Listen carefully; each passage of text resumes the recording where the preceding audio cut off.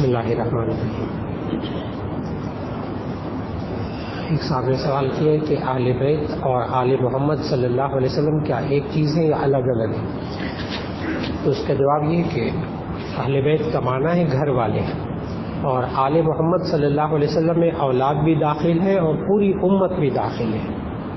اللہم صلی علی محمد وعلی آل محمد. تو آل میں پھر قیامت تک آنے والی امت بھی داخل ہے، لیکن جو اہل بیت ہے اس کا تعلق جو ہے وہ گھر والوں کے ساتھ ہے. اب وہ گھر والوں میں اولاد بھی شامل ہے، بیویاں بھی شامل ہے، بچے بھی شامل ہیں. اس لیے اہل بیت کا بھی احترام کرنا چاہیے، آل محمد صلی اللہ علیہ وسلم کا بھی احترام کرنا چاہیے، اور کوشش کرنی چاہیے کہ اس میں کسی کے بھی خلاف اپنی زبان سے کوئی بات نہ نکلے. بس یہی نجات کا ایک راستہ ہے، اور اس میں بہت محتاط ہو کر چلنا چاہیے.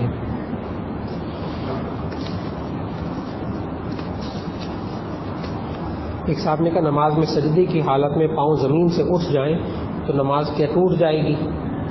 جی، اصل میں اس کا جواب یہ ہے کہ نماز کے اندر استقرار علی الارض یہ زمین پر لازم ہے. زمین پر استقرار علی الارض، زمین پر اپنے پاؤں ٹکائے رکھنا لازم ہے، اور یہ صرف سجدے میں ہو سکتا ہے. کھڑے ہونے کی حالت میں کوئی مائی کا لال دونوں پاؤں نہیں اٹھا سکتا، ایک اٹھا سکتا.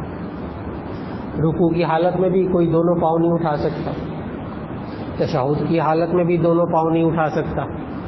تو پوری نماز میں ایک سجدے کی حالت رہ گئی ایسی جس میں دونوں پاؤں اٹھا سکتا ہے. اس لیے یہ سوال آیا ہے.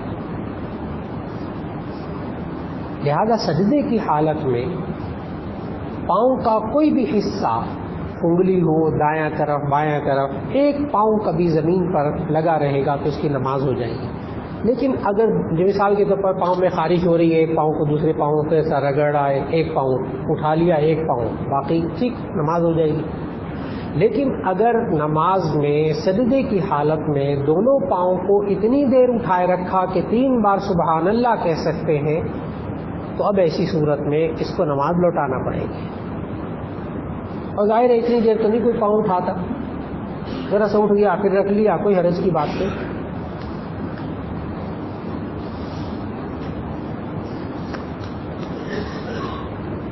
ایک صاحب نے کہا ایک شخص چاہتا ہے کہ زندگی میں اپنے مال جائیداد کی وصیت کر دے، لیکن اولاد کو قبضہ اس کے مرنے کے بعد ملے. قانوناً تو اس طرح ممکن ہے، شرعاً تو ہے لا وصیت لوارث. تو اب ایسا کوئی طریقہ بتا دے کہ شریعت کی خلاف ورزی بھی نہ ہو اور وصیت بھی ہو جائے اور اولاد وغیرہ کو قبضہ میں مرنے کے بعد ملے. تو مشورہ کہتے ہیں چاہتا ہوں اس بارے میں، تو اس کے بارے میں سوال و جواب کی نشست کے بعد مل لیں انشاءاللہ بہت آسانی کے ساتھ. کوئی بھی صاحب الگ سے کوئی صاحب بات کرنا چاہے نا کہ بھئی پردے کی بات ہے، میں نے الگ سے ملنا ہے، تو صرف موبائل نمبر لے لیجئے یہاں مؤذن صاحب سے، اور اس پہ یہ لکھ دیجئے کہ ملاقات کا وقت، آگے سوالیہ نشان. تھوڑی دیر بعد آپ کو میسیج آ جائے گا کہ فلاں وقت پہ اتنے بجے آپ ملاقات کے لیے آ جائیں.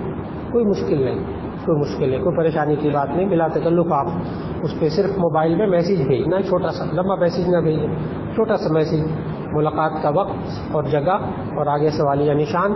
بس آپ کو انشاءاللہ اکیلے میں وقت کا مل جائے گا. ایک ان صاحب نے جو سوال کیا نا، یہ آج بہت سے بزرگ باپ کا یہ والا سوال ہے، بوڑھے باپ کا یہ والا سوال ہے جس کی اولاد جوان ہو چکی ہے. زندگی میں اس لیے نہیں دیتے، سارا کچھ تقسیم نہیں کر دیتے کہ بہت سے واقعات میں ایسا ہے کہ جب باپ نے تقسیم کر دیا کہ جی میری اولاد ہے، میں کہاں جاؤں گا، اتنے دے دو ان کو، سب کچھ دے دیا، اولاد نے چرپائی اٹھا کر باہر رکھ دی باپ کی کہ اب اس باپ سے کیا لینا، یہ تو سب کچھ دے چکا ہے، اب جائے. چنانچہ وہ باپ کو گھر سے نکالا، اس کی چرپائی کو بھی نکالا، کھانستا بہت زیادہ ساری رات. اور جب تک جائیداد تقسیم نہیں تھی تو پھر باپ کی عظمت تھی دل کے اندر بہت زیادہ. اب یہ صاحب بھی یہی چاہتے ہیں. اب اس کا طریقہ ایک تو یہ کہ اگر جائیداد بہت زیادہ ہو تو ایسی صورت میں کوشش کریں کہ اپنے پاس مناسب مقدار میں رکھ لیں، باقی بچوں کو دے دیں، اپنی زندگی میں باقی بچوں کو دے دیں. ایک بات تو یہ طریقہ ہے. اور اگر آپ یہ چاہتے ہیں کہ نہیں میرے مرنے کے بعد کوئی غلط قبضہ نہ کرے اور میں ایسی وصیت لکھ دوں کہ جس سے میرے مرنے کے بعد ہر ایک کو اس کا حق مل جائے، بہت اچھا. اس کا طریقہ یہ ہوتا ہے کہ آپ کسی مفتی صاحب کے پاس بیٹھ کر جامع شفیع میں تشریف لے آئیں. صبح 9 بجے سے لے کے عصر تک مفتی صاحب بیٹھے ہوتے، تو اپنے ساری تفصیلات سمجھا دیں کون کون رشتہ دار ہیں، اور پھر اس کے مطابق ایک سادہ کاغذ پر، اسٹامپ پیپر کی بھی ضرورت نہیں، ایک سادہ کاغذ پر یہ لکھ دیجئے کہ جی میرے مرنے کے بعد یہ فلاں فلاں فلاں فلاں میرے سارے وارث ہیں، ان کو شریعت کے مطابق اتنا اتنا حصہ دے دیا جائے. بس جائز. یا آپ چاہے لکھیں یا نہ لکھیں، ملنا اسی طرح ہے. ایک بات تو یہ ہو گئی. لیکن ہمارے معاشرے میں جسے وصیت کہتے ہیں، جسے ایک صاحب نے بھی سوال کیا ہے، آپ زندگی کے اندر کوئی شخص وصیت اسٹامپ پیپر پر لکھ کر عدالت سے بھی مہرے لگوا کر فلاں کا یہ حصہ فلاں کا یہ حصہ، اور وہ شریعت کے مطابق نہ ہو، تو اس بندے کے مرنے کے بعد وہ وصیت بالکل بیکار، کاغذ کا ٹکڑا، قانوناً بھی شرعاً بھی. اگر وصیت شرعی احکام کے مطابق ہو تو نہ بھی لکھتا تب بھی ہو جاتی، لکھ کر گیا تو بہت اچھا. لیکن انہوں نے درمیان میں ایک اور بات بھی لکھی کہ جی حدیث بھی لکھ دی، لا وصیت لوارث. معلوم ہوتا ہے ان کو مطالعہ ان کا ہے.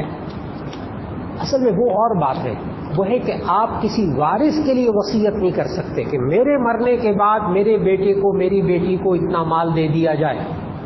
یہ آپ نہیں کر سکتے. وارث کے لیے وصیت نہیں ہوتی. وصیت آپ کر سکتے ہیں 1/3 مال کے اندر، وارث کے علاوہ کسی کے لیے بھی. پھر میں عرض کر دوں، بندہ وصیت کر سکتا ہے کہ میرے وصیت کس کو کہتے ہیں؟ جس پر مرنے کے بعد عمل ہوتا ہے. میرے مرنے کے بعد فلاں صاحب کو اتنا مال دے دیا جائے، اور وہ وارث نہیں آپ کا، نہ دوست، کچھ بھی نہیں، بس کسی وجہ سے کوئی ہوگی بات. میرے مرنے کے بعد اتنا مال یتیم خانے میں دے دیا جائے، میرے مرنے کے بعد اتنا مال مسجد میں دے دیا جائے، میرے مرنے کے بعد اتنا مال مدرسے میں دے دیا جائے، جائز. لیکن یہ 1/3 مال میں وصیت چلے گی، 1/3 میں بس، باقی مال ورثہ میں تقسیم ہوگا. تو اب باتوں کا خلاصہ کیا نکلا؟ وارث کے لیے وصیت نہیں ہوا کرتی. آپ چاہتے ہیں کہ مرنے کے بعد کوئی ایک بندہ قبضہ نہ کرے، سب کو مل جائے، تو ایسی صورت میں آپ وصیت پوری لکھ دیجئے، مفتی صاحب سے پوچھ کر ہر ایک کا حصہ لکھ دیجئے. انشاءاللہ وفات کے بعد اسی طرح کو وکیل وغیرہ ہو اس کے پاس آپ رکھوا دیجئے، کسی اور بندے کے پاس وہ کاغذ رکھوا دیجئے، اس کے مطابق عمل ہو جائے گا. اور پھر اسی طرح اگر آپ یہ چاہیں کہ جی میرے باپ جو فلاں صاحب کو اتنا مال مل جائے، وارث نہیں ہے، کسی بھی وجہ سے آپ کہہ سکتے ہیں دوست ہیں، تو آپ اپنی زندگی میں 1/3 مال کے بارے میں کر سکیں گے. یہاں یہ بات مکمل ہو گئی. اور اگر کوئی بندہ چاہے کہ میں اپنی زندگی میں تقسیم کر دوں تو کسی بھی ریشو سے تقسیم کر سکتا ہے، کسی بھی ریشو سے تقسیم کر سکتا ہے. 2 باتیں ہو گئی. تیسری بات آخری، بہت سے نوجوان ساتھی آتے ہیں، شادی شدہ ہوتے ہیں، کہتے دیکھیں جی ابا جی کو سمجھائیں ہمارا حصہ دے دیں، ابا جی کو سمجھائیں ہمارا حصہ دے دیں. بہت سارے نیک متقی، کہ بوڑھا باپ کہاں لے کر جائے گا اپنی قبر کے اندر، اب ہمیں ضرورت ہے، میں دیتا ہی نہیں. اب اس اللہ کے بندے نوجوان کو جب میں نے جملے کہے تو وہ بڑا پریشان ہوا. میں نے کہا بیٹا آپ کے زندہ والد کے مال کے اندر آپ کا کوئی حصہ نہیں ہے، یا آپ کس حصے کا دعویٰ کر رہے ہیں؟ جب تک باپ زندہ ہے وہ مال کا مالک ہے، ابھی تو وراثت ہوئی ہی نہیں، حصہ کہاں سے مانگ رہے ہیں؟ وہ تو جب انتقال ہوگا پھر اس کے بعد وراثت تقسیم ہوگی، جب وفات ہوگی پھر وراثت ہوگی. ہاں زندگی کے اندر ماں باپ کے مال کا کوئی حصہ نہیں ہوتا کہ جی شرعی طور پر اس کا حصہ ہوگا فلاں ہوگا، کچھ نہیں ہوتا، زیرو. تو باپ مالک جس کو مرضی چاہے دے دے، چاہے سارا ایک بیٹے کو دے دے، وہ الگ بات ہے کہ دوسروں کو مال سے محروم کرنے سے اس کو عذاب ہوگا، لیکن جب دے دے تو دے دے، بس ٹھیک ہے. اس لیے زندگی کے اندر انسان کسی بھی طرح مال کو تقسیم کر سکتا ہے. ہاں البتہ ایک شفیق باپ کو یہ چاہیے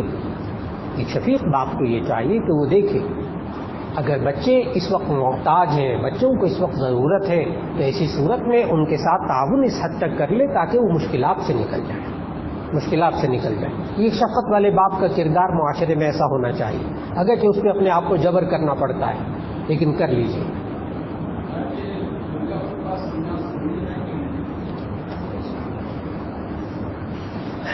جمعے کا خطبہ عربی والا جب دے رہا ہو، امام بیان کر رہا ہو، تو اس کا سننا واجب ہے.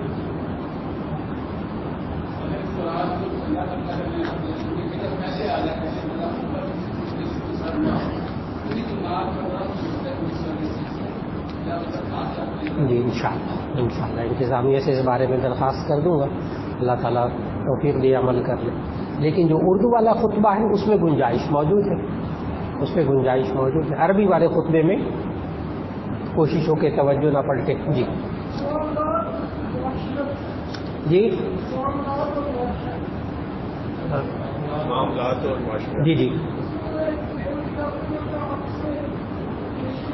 اچھا جی. بھائی صاحب کا سوال یہ کہ معاملات اور معاشرت یہ دونوں کیا چیز ہیں اور ان کا آپس میں کیا تعلق ہے؟ تو اس کا جواب مختصر سا، آسان سا. معاملات اور معاشرت یہ پورے دین کے 5 حصوں میں سے 2 حصے ہیں. ایک معاملات اور ایک معاشرت. دین کے کل 5 شعبے ہیں، 5 حصے ہیں جس سے دین مکمل ہو جاتا ہے. نمبر 1 ایمانیات، نمبر 2 عبادات، نمبر 3 معاملات، نمبر 4 معاشرت، نمبر 5 اخلاق. 5 شعبے پورے ہو گئے. بس اب کوئی بات اس سے باہر دین کی بات کوئی نہیں ہے. ایمانیات، عبادات، معاملات، معاشرت، اخلاق. چنانچہ ہمارے ہاں جمعے میں جو بیانات ہوتے ہیں نا، وہ ان 5 شعبوں میں سے کسی ایک شعبے سے تعلق رکھتے ہیں. اس سے باہر نہیں ہوتا بیان جمعے کا. اردو تقریر اس سے باہر نہیں ہو سکتی. 5 شعبے، یا اس کا تعلق ایمانیات کے ساتھ ہوگا، یا عبادات کے ساتھ ہوگا، یا معاملات کے ساتھ ہوگا، یا معاشرت کے ساتھ. آپ بھائی صاحب کا سوال یہ کہ معاملات معاشرت میں فرق کیا ہے؟ تو اس کا جواب یہ، معاملہ کہتے ہیں آپس میں ایک دوسرے کے ساتھ کوئی لین دین کرنا، جیسے قرض کا لین دین کرنا، خرید و فروخت کرنا، کوئی ادھار لین دین کرنا، کوئی گروی کا معاملہ کرنا، یہ سب معاملات ہیں. نکاح کا عقد کرنا، اس میں مہر کا واجب ہو جانا، اس میں مہر کو ادا کرنا، یہ سب معاملات. معاشرت کا معنی رہنا سہنا. انسان رہائش رکھتا ہے، رہتا ہے مختلف لوگوں کے ساتھ. اب کیسے رہنا ہے، پردے کا خیال کرنا ہے، ناجائز چیز، حرام مال نہیں کھانا، حرام کپڑے نہیں پہننے، حرام چیزیں استعمال نہیں کرنی، آپس میں رہتے ہوئے ایک دوسرے کا حق نہیں مارنا. اب وہ معاشرت آ جاتی ہے. اس میں کھانا پینا، لباس، بات چیت، یہ سب معاشرت کے اندر شامل ہو جاتے ہیں. اب میری بات مکمل ہو گئی.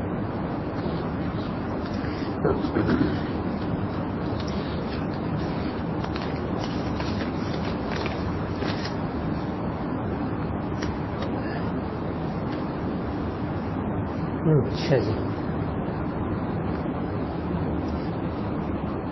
یہ صاحب ہیں، انہوں نے کہا ہے کیا محرم الحرام میں شادی کرنا واقعی گناہ ہے؟ اگر کسی کو محرم میں شادی کا کہہ دے تو وہ ناراض ہو جاتا ہے. اچھا جی، اس بارے میں بات چیت ہو چکی یہاں پر بھی کہ محرم کے مہینے میں نبی صلی اللہ علیہ وسلم کے وصال کے 50 سال بعد ایک واقعہ پیش آیا کربلا کا. حضرت حسین رضی اللہ تعالیٰ عنہ کی شہادت کا واقعہ 50 سال بعد پیش آیا. نبی صلی اللہ علیہ وسلم کے زمانے میں محرم میں سارے کام ہوتے تھے، سب کام ہوتے تھے محرم. لیکن اگر معاشرے کے اندر کسی بھی شخص کا یا کسی گروہ کا اگر دل ناراض ہوتا ہو تو ایسی صورت میں کوشش کرے بندہ معاشرے میں سے ان لوگوں کو ناراض نہ کرے. جان بوجھ کر محرم ہی میں شادی کرنا، تو اس سے بچنے کی کوشش ہو جائے، کر لے تو جائز ہے، لیکن بھرپور کوشش ہو کہ کوئی انسان سے ایسا عمل نہ ہو جس سے کسی کی دل آزاری ہو. ایک صاحب نے کہا آج کے دور میں بے دینی کیفیت کیسے دور ہو، خاص طور پر اسلامی شعار سے مکمل رغبت، محبت اور فخر سے کرنے کا آسان نسخہ بیان کر دے. کیونکہ جب اپنے خاندان والوں کو کسی برائی سے روکا جاتا ہے یا پھر اچھے کام کی بات کی جاتی ہے تو بہت زیادہ برا مان جاتے ہیں. ہم کس حد تک کسی کو برائی سے روک سکتے ہیں؟ تو اس کا جواب یہ ہے بہت آسان سا. نبی کریم صلی اللہ علیہ وسلم نے اس کے لیے اصول بھی بتا دیا ہے. اور ساتھ ساتھ یہ بھی عرض کر دوں کہ نبی صلی اللہ علیہ وسلم نے برائی سے روکنے کی 3 سٹیجز بیان کی ہیں. 3 سٹیجز. اور آخری سٹیج وہ ہے کہ جس میں کوئی معاشرے کا پسا ہوا بندہ، مظلوم بندہ، بے بس بندہ بھی نہیں کہہ سکتا میں یہ نہیں کر سکتا. ایک سٹیج اس 3 میں سے ایک سٹیج ایسی بھی کوئی نہیں کہہ سکتا کہ جی میں بے بس ہوں، میں یہ والا کام ہی نہیں کر سکتا. نبی کریم صلی اللہ علیہ وسلم نے فرمایا من رأى منکم منکرا فلیغیرہ بیدہ فإن لم یستطع فبلسانہ فإن لم یستطع فبقلبہ وذلک اضعف الایمان. فرمایا اگر تم میں سے کوئی برائی دیکھے تو اپنے زور بازو سے روکے، آپ کے پاس اختیارات ہیں. فإن لم یستطع فبلسانہ، اگر اس کی طاقت نہیں رکھتا تو زبان سے روکے. فإن لم يستطع فبقلبه، اگر اس کی بھی طاقت نہیں رکھتا تو دل سے برا سمجھے کہ یہ واقعی برائی ہے. اب مجھے بتائیے کوئی ایک انسان معاشرے میں کھڑا ہو کر کہہ دے میں یہ بھی نہیں کر سکتا، سوال ہی پیدا نہیں ہوتا. ہر انسان کم از کم برائی کو دل سے برا تو سمجھتا ہے نا. ایک باپ اگر کم از کم اپنے بچے بیٹی کی کسی بات کو اگر برا سمجھتا ہو نا دل سے، تو اس کے رویے، اس کے اٹھنے بیٹھنے، اس کی بات چیت، اس کا ماحول بہرحال اثر کر جاتا ہے صرف دل سے برا سمجھنے کی وجہ سے. بہت عجیب بات بتا رہا ہوں. آپ اپنے گھر کے اندر کسی بات کو دل سے برا سمجھتے ہوں گے، نہ زبان سے بولے نہ آپ زور بازو استعمال کریں، انشاءاللہ گھر میں اس کے اثرات آئیں گے. اور اگر انسان اس برائی کو دل سے برا نہ سمجھے اور خود بھی اس برائی میں شامل ہو جائے باقی گھر والوں کے ساتھ، تو بات ہی ختم ہو گئی، بات ہی ختم، کہانی ختم ہو گئی. اس لیے انسان آخری سٹیج میں بے بس نہیں ہے. آخری سٹیج ہر ایک کے اندر موجود ہے. بھی برائی کو برا تو سمجھ لو. اسی لیے نبی صلی اللہ علیہ وسلم نے فرمایا وذالک اضعف الایمان، یہ ایمان کی کمزور ترین شکل ہے. اگر یہ بھی نہ ہو تو اس کا مطلب اس بندے میں ایمان ہی نہیں، اس کا مطلب اس بندے میں ایمان ہی نہیں، یہ برائی کو برائی نہیں سمجھ رہا. اس لیے بہت محتاط ہونے کی ضرورت ہے.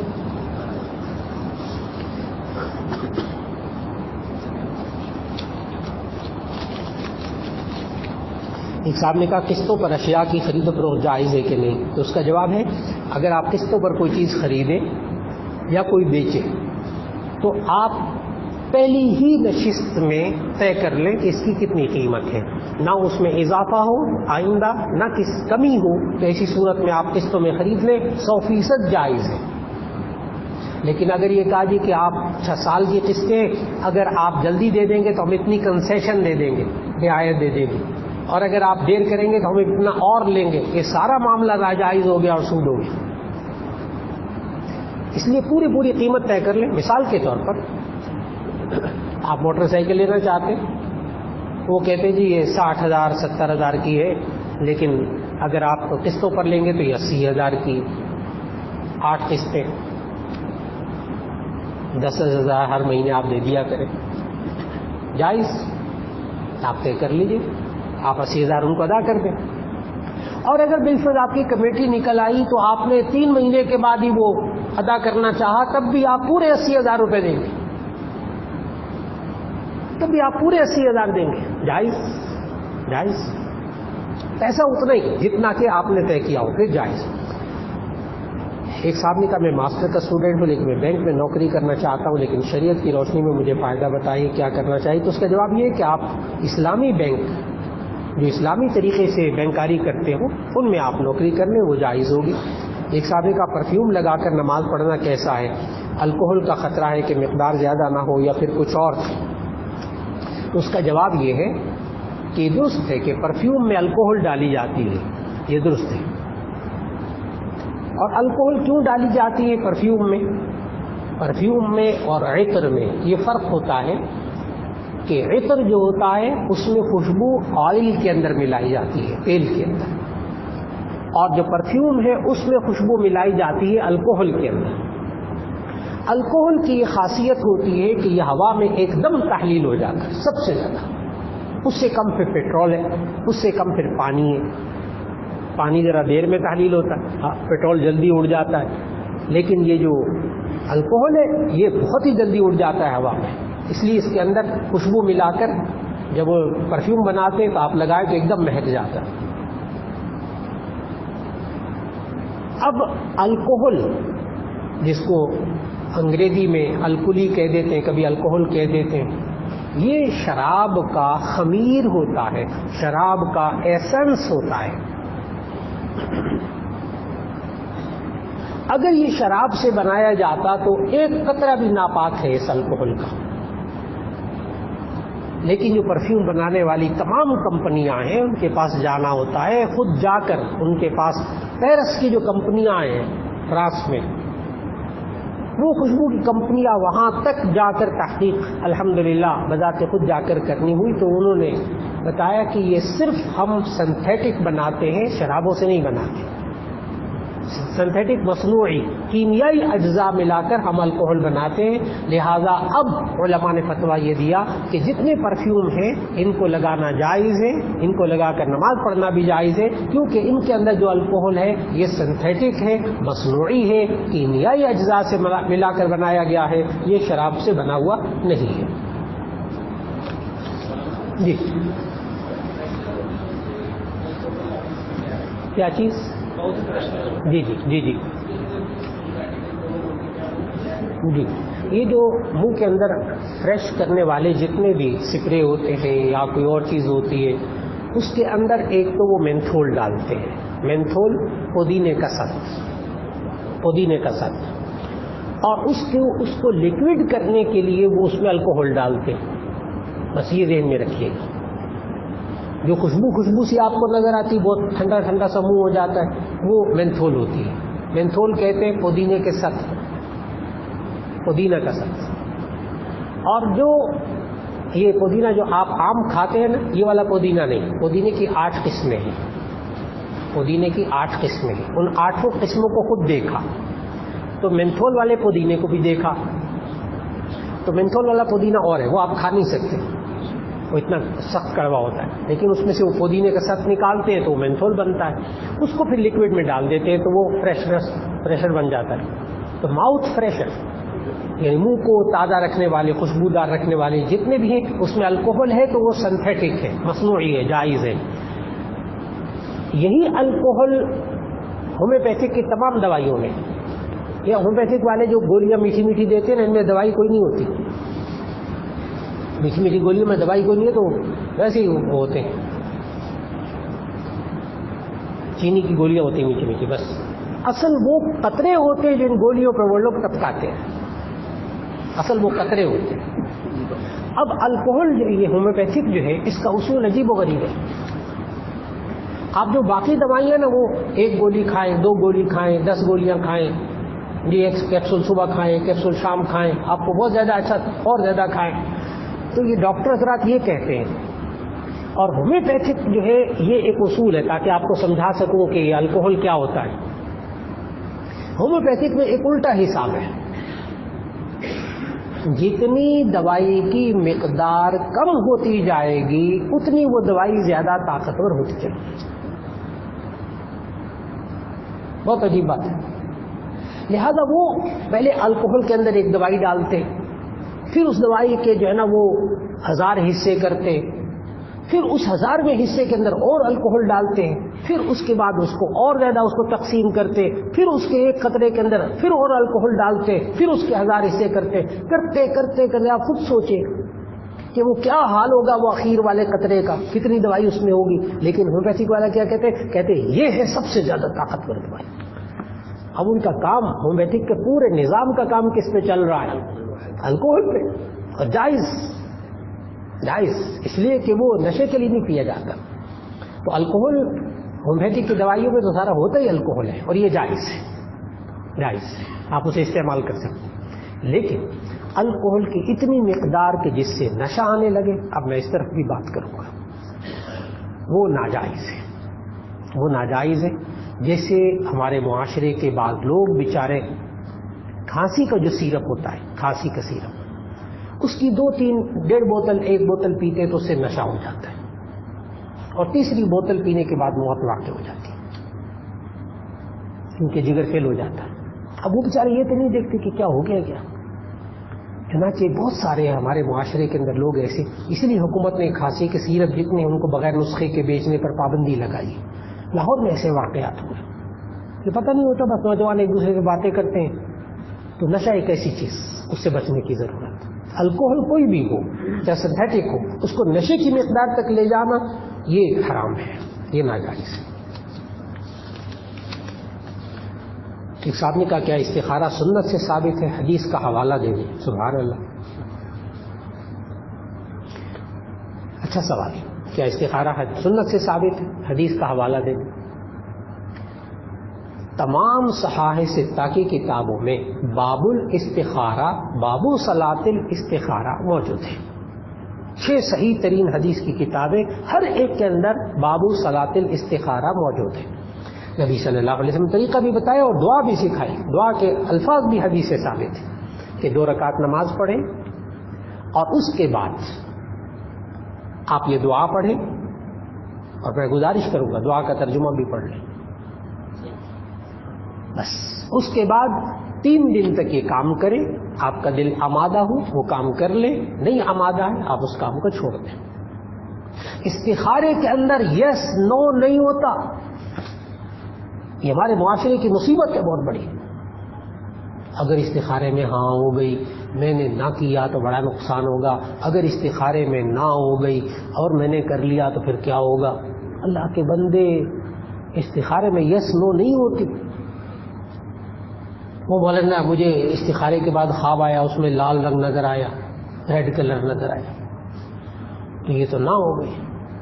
ایک صاحب خوش آئے, کہنے کہ جی وہ استخارہ میں نے کیا تھا, مجھے رات کو گرین نظر آئی, سمجھ نظر آئی. اب وہ استخارے کو نا ٹریفک کے اشارے بنا لیے, ریڈ لائٹ رک جائیے, گرین لائٹ چل پڑے. اللہ کے استخارہ نہیں ہے یہ تو استخارے کو بگاڑ دیا, اور اسی لیے لوگ گھبرانے لگ گئے. لوگ استخارہ نہیں کرتے. پتہ کیا کہتے ہیں, مولانا استخارہ بھی آپ ہی کر لیں. آتے ہیں دبا کے فون آتے ہیں, مولانا بس میں بہت پریشان ہوں, بچی کی طرف سے رشتہ آیا ہوا ہے, استخارہ کروانا ہے آپ سے. اللہ کے بندے استخارہ آپ خود کیجیے. یہ بھی مولویوں کے کھاتے میں مت ڈالیں. اس لیے کہ جس جذبے سے جس بندے کے اوپر وہ آئی ہوئی ہے نا کیفیت, وہ استخارہ کرے گا تو صحیح بات پتہ چلے گی. اس بیچارے مولوی کو کیا پتہ چلے گا جو سارا دن کاموں میں لگا رہتا ہے, رات کو استخارہ کر کے آپ کے لیے سو جائے. اس کے دل پہ تو کوئی اثر نہیں ہے آپ کی بات کا, اس پر تو کوئی نہیں بیت رہا. اس لیے بیتے گی تو آپ پر نا, آپ کا مسئلہ ہے, آپ استخارہ کیجئے. استخارہ ہے کیا چیز اصل میں؟ اب بات کو کھول بھی دوں. استخارے کا لفظی مطلب ہے خیر طلب کرنا. اور یہ بندہ استخارے کی دعا میں خیر طلب کرتا ہے, یس نو طلب نہیں کرتا. یس نو یہ فعل ہوتی ہے, اور فعل ناجائز ہے. جیسے عرب کے اندر بھی یس نو ہوتی تھی. ہاں سفر پہ جانا ہے, چلو جی کبوتر اڑاؤ. ہاں سفر پہ جانا ہے, کبوتر اڑاؤ. وہ کبوتر اگر دائیں طرف چلا جاتا تو یس, بائیں طرف جلا جاتا ہے 9، اس کو کہتے ہیں طیرہ، حدیث میں لفظ ہے، نبی صلی اللہ علیہ وسلم نے فرمایا لا عدوى ولا طیرۃ ولا صفا، یہ پرندوں کو اڑا کر فال نکالنا ہے کوئی چیز نہیں، غلط بات ہے۔ فال اسلام نے نہیں سکھائی، اسلام نے تو فال کو کنڈم کیا ہے، مسترد کیا ہے، فال کوئی چیز نہیں، فال نہیں نکالنی چاہیے، اور استخارے کو فال سمجھنا نہیں چاہیے، اور جو سمجھ رہا ہے بڑی غلطی پر ہے۔ استخارے میں ہاں نہ نہیں ہوتی میرے بھائیوں، تو استخارے میں کیا ہوتا ہے، اس میں آپ دعا پڑھیے، اس دعا کا ترجمہ پڑھیے، میں سنانے لگا وہ ترجمہ بھی استخارے کی دعا کا۔ پہلے بندہ اللہ تعالیٰ کی حمد و ثنا کرتا ہے، وہ دعا جو نبی صلی اللہ علیہ وسلم نے سکھائی، تمام دعاؤں کی کتابوں میں موجود ہے۔ پہلے بندہ اللہ تعالیٰ کی حمد و ثنا کرتا ہے، پھر اس کے بعد بندہ یہ کہتا ہے اے اللہ تو علم رکھتا ہے، تو جانتا ہے، میں نہیں جانتا، اے اللہ تو قدرت والا ہے، میں قدرت والا نہیں ہوں، اے اللہ اگر اس کام میں خیر ہے تو اس کو میرے لیے آسان کر دے، اور اگر شر ہے تو مجھے بچا لے۔ یہ بندہ 2 رکعت نماز پڑھے، اس کے بعد دعا مانگے اللہ سے، سونا چاہے سو جائے، سونا بھی ضروری نہیں، خواب آنا بھی ضروری نہیں، خواب میں کسی بزرگ کا نظر آنا بھی ضروری نہیں، خواب میں کسی رنگ کا نظر آنا بھی ضروری نہیں ہے۔ ہاں اگر کوئی خواب آ جائے تو اس کی تعبیر کسی سے پوچھ لیں، عالم سے۔ نہ آئے خواب کوئی بات نہیں، آپ 3 دن استخارہ کیجئے، اس کے بعد دل اس کام پر آمادہ ہو تو کر لے، نہیں آمادہ نہ کرے۔ یعنی اللہ تعالیٰ نے انسان کو کھلی چھوٹ دی ہے، تو مجھ سے خیر مانگو۔ اب بندہ کوشش کرے اور وہ کام نہ ہو تو آپ نے یہ مانگا تھا نا کہ اللہ اگر اس میں شر ہے تو مجھے بچا لے، تو اللہ نے بچا لی، اللہ نے بچا لی۔ اور اگر آپ نے استخارہ کیا اور اس میں آپ کا دل مطمئن ہوا، آپ نے وہاں رشتہ کر لیا، آپ نے وہ ڈیلنگ کر لی، آپ نے وہ چیز خرید لی، بعد میں ہو گیا نقصان، وہ رشتہ گڑبڑ نکلا، وہ کاروبار میں گھاٹا ہو گیا، اب پتہ کیا ایمان رکھنا چاہیے، اس میں بھی خیر ہے، اس میں بھی خیر ہے، خیر مانگی تھی نا اللہ سے، اس میں بھی خیر ہے۔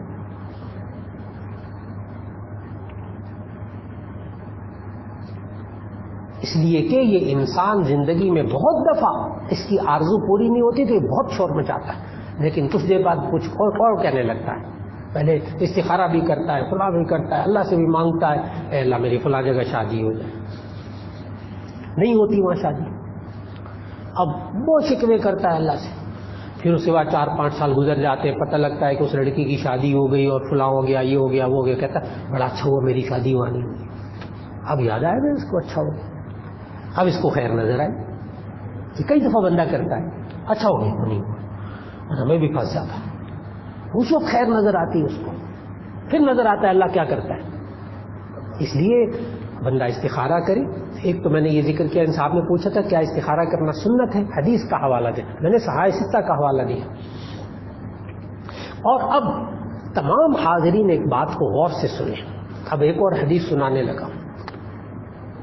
نبی صلی اللہ علیہ وسلم نے فرمایا من شقاوت ابن، جامع ترمذی کی حدیث سنانے لگا ہوں، من شقاوت ابن آدم ترکہ استخارۃ اللہ، ابن آدم کی بدبختی ہے استخارے کو چھوڑ دینا۔ استخارے کو چھوڑ دینا یہ آدم کے بیٹے کی بدبختی ہے، اس لیے استخارے کو نہیں چھوڑنا چاہیے۔ آپ استخارے کی عادت ڈالیں، میں وہاں جاؤں کہ نہ جاؤں، استخارہ کر لیں، میں ڈیل کروں نہ کروں، استخارہ کر لیں، اللہ سے خیر، بس 2 رکعت نفل پڑھے، دعا مانگے، اس کے بعد آپ کا دل مطمئن ہے، وہ کام کر لیں، اللہ اس میں خیر ڈال دے، نہیں ہوگا اللہ نے بچا لیا۔ عادت بنائے انسان استخارے کی۔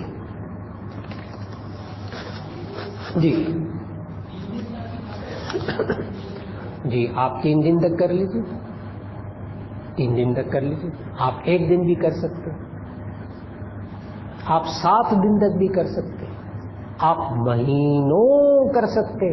مہینوں کا کیا مطلب، کہیں سے رشتہ آ گیا آپ کا شادی کا، اب وہ لڑکی والوں نے کہا جی کہ ہم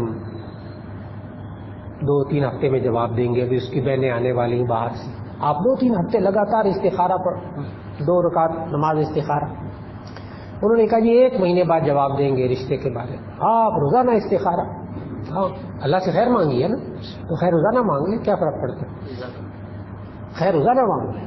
یہ سمجھنا, پھر میں عرض کروں گا, ہاں نہ کبھی نہ سمجھے لوگ یہ رکھتے ڈرتے استخارے سے, یہ رکھتے ڈرتے.